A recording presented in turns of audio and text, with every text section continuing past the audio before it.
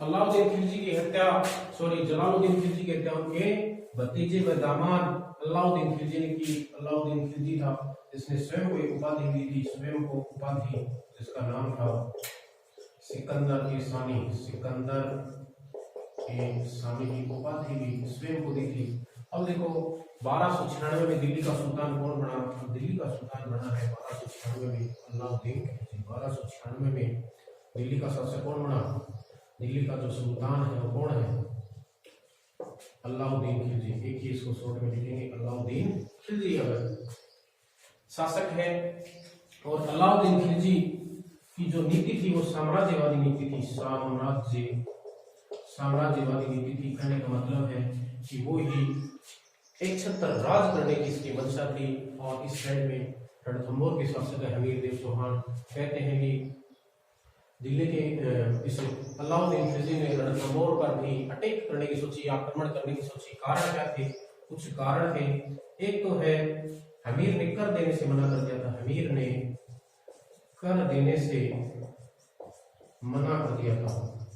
एक कारण ये था। एक कारण था इसका जो चाचा या इसका ससुर था, क्या नाम था जिसका? जलालुद्दीन खिलजी। अलाउद्दीन खिलजी का ये चाचा जलालुद्दीन खिलजी अपने चाचा की पराजय का बदला लेना, अपने चाचा की पराजय का बदला लेना। दूसरा कारण ये था आक्रमण करने का। तीसरा कारण था कि इसका जो एक मंगोल विद्रोही था, मंगोल विद्रोही था जिसका नाम था मोहम्मद शाह को अमीर ने शरण दे रखी थी। ये भी एक सबसे इम्पोर्टेंट कारण था अलाउद्दीन खिलजी का रणथंभौर पर आक्रमण करने का। अलाउद्दीन खिलजी था, उसकी बेगम थी जिसका नाम था मराठा बेगम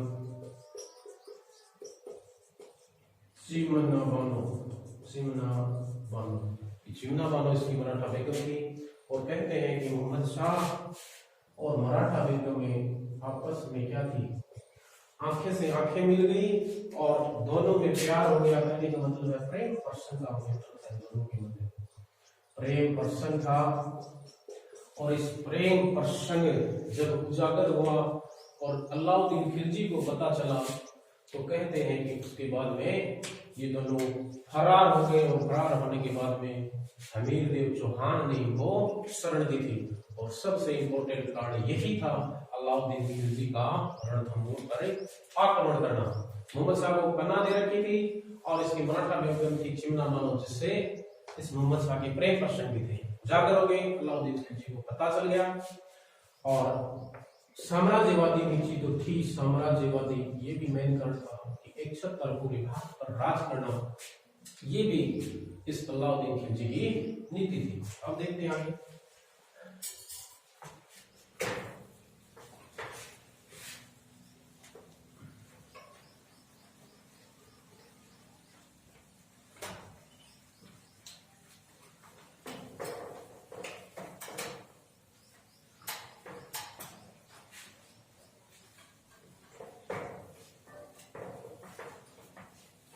देखो ये हमीर देव चौहान है, हमीर देव चौहान। तो पहले थोड़ी सी हमीर देव चौहान के बारे में बात कर लेते हैं। हमीर देव चौहान है, इनके गुरु थे जिनका नाम था राघव देव। इनके गुरु थे किसके? हमीर देव चौहान के। और इन्होंने संगीत से संबंधित एक पुस्तक लिखी थी जिसका नाम था श्रृंगार हार। ये पुस्तक लिखी थी। और इन्होंने एक यज्ञ किया था, जिसका नाम था ओटीयेजन यज्ञ किया था। और ये जो यज्ञ है अश्वमेध यज्ञ के समान ही था। अश्वमेध यज्ञ के समान था। और इस यज्ञ का जो पुरोहित बनाया, पुरोहित किसे बनाया? पुरोहित बनाया इसका विश्व रूप को इसका पुरोहित बनाया। तो ये बातें भी आपको ध्यान में रखनी है कि हमीर देव चौहान थे हमीरदेव चौहान के गुरु कौन थे? हमीरदेव चौहान के गुरु थे राघव देव श्रृंगारहार। इन्होंने एक पुस्तक लिखी थी और एक यज्ञ भी किया था, कोटि यज्ञ, जो अश्वमेध यज्ञ के समान था। और इसके पुरोहित कौन थे? विश्वरूप इसके पुरोहित थे। और इनके दरबारी कवि भी थे, दरबारी कवि। दरबारी कवि का नाम क्या था? जिनका नाम था विजयादित्य या बीजादित्य भी, बीजादित्य। ये बातें भी आपको याद रखनी है। हमीरदेव चौहान के गुरु राघव देव एक पुस्तक लिखी थी श्रृंगारहार। ये पूछे कि ये श्रृंगारहार पुस्तक किसने लिखी थी? आपको तो बताना है। हमीरदेव चौहान ने लिखी थी, संगीत से संबंधित थी। ये क्या था? कोटि यज्ञ जो अश्वमेध यज्ञ के समान ही था। और इसके जो पुरोहित बड़े थे वो विश्वरूप, और इनके दरबारी कवि थे जिनका नाम था बीजादित्य। देखो ये रणथंभौर का दुर्ग है। ये रणथंभौर, ये पहाड़ियां हैं और पहाड़ियों के ऊपर ये दुर्ग ऐसे बना हुआ है। इस प्रकार से ये दुर्ग है। और कहते हैं कि ये जो पहाड़ी है, पहाड़ी इसकी आकृति क्या है? पहाड़ी की जो आकृति है वो अंडाकार है, अंडाकार। और ये दुर्ग भी इसी पे बना हुआ है। दूर से देखने पर अंडे जैसी आकृति लगती है, अंडे जैसी आकृति। तो आपसे पूछे कि राजस्थान का कौन सा दुर्ग अंडाकार है या अंडे जैसी की आकृति का है, तो आपको बताना है रणथंभौर दुर्ग। और इसका जो निर्माण करवाया था रणथंभौर दुर्ग का, क्या है? रणथंभौर का दुर्ग, रणथंभौर का दुर्ग। और इसी दुर्ग में हमीरदेव चौहान का जन्म हुआ था 1272 में। और इसका निर्माण करवाया था रणथंभन देव ने निर्माण करवाया था। इसका नाम था रणथंभौर का दुर्ग। चौहान शासक ही थे रणथंभन देव। इन्हीं ने इस रणथंभौर दुर्ग का निर्माण करवाया था। इसी दुर्ग में क्या है? अमीर महल बना हुआ है जो कि लाल पत्थर से निर्मित है, लाल पत्थर। और ये लाल पत्थर कहाँ से लाया गया? अतरौली के लाल पत्थर से निर्मित है। और इसी में एक सुपारी महल बना हुआ है, सुपारी महल। और धार्मिक सहिष्णुता या सांप्रदायिकता के लिए भी प्रसिद्ध है रणथंभौर का दुर्ग। और इसमें एक पीर हुए, पीर सदरुद्दीन की दरगाह भी है यहाँ। और गिरजाघर भी बना हुआ है, गिरजाघर भी है, पीर सदरुद्दीन की दरगाह भी है।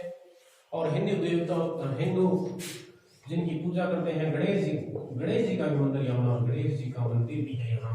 और प्रतिवर्ष भाद्रपद की शुक्ल पक्ष की चतुर्थी को यहाँ मेला भी लगता है। तो गणेश जी का मंदिर है, संत सदरुद्दीन की दरगाह भी है और एक गिरजाघर भी बना हुआ है। इसलिए इस जगह को, ये जो जगह है, सांप्रदायिक सद्भावना के लिए भी जानी जाती है। कौन सा दुर्ग? रणथंभौर का दुर्ग। और इसी दुर्ग में एक जोरा बोरा महल भी है, जोरा बोरा का महल, जोरा बोरा महल। ये अनाज की भंडार है, अनाज इकट्ठा किया जाता था। जोरा बोरा का महल भी है। और एक अज्ञात जल का स्रोत है, जल स्रोत भी है यहाँ, जिसको बोलते हैं गुप्त गंगा। ये चीजें भी आपको रणथंभौर का जो दुर्ग है उससे संबंधित याद रखनी है, क्योंकि दुर्ग का जो क्षेत्र है ये भी सभी प्रतियोगी एग्जाम की जो भी प्रतियोगी परीक्षाएं आ रही हैं उनके अंदर भी दिया गया है। सिर्फ L2 रीड L2 को छोड़ करके वो सभी में है। तो ये बातें भी आपको रणथंभौर दुर्ग से संबंधित याद रखनी है। और एक व्यक्ति था जिसका नाम था अकत खां। और कहते हैं कि ये भतीजा था किसका? अलाउद्दीन खिलजी का। और कहते हैं कि रणथंभौर अभियान के दौरान अलाउद्दीन खिलजी को इसने घायल कर दिया था, घायल करके स्वयं को बादशाह घोषित किया था, स्वयं को क्या घोषित किया? बादशाह। ये चीज भी आपको याद रखनी है कि अकत खां कौन था? ये भतीजा था किसका? अलाउद्दीन खिलजी का। और रणथंभौर अभियान के दौरान इसने अलाउद्दीन खिलजी को घायल कर दिया और स्वयं को बादशाह घोषित किया था। अब अलाउद्दीन खिलजी और हमीरदेव चौहान की बात करेंगे वापिस।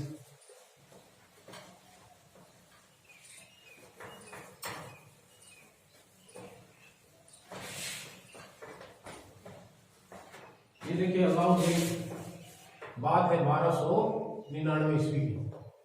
अब 1299 ईस्वी में कहते हैं कि अलाउद्दीन खिलजी ने अपने दो सेनापति भेजे, दो सेनापति रणथंभौर अभियान के लिए भेजे, रणथंभौर अभियान के लिए भेजे, जिनका नाम था, एक था उलगु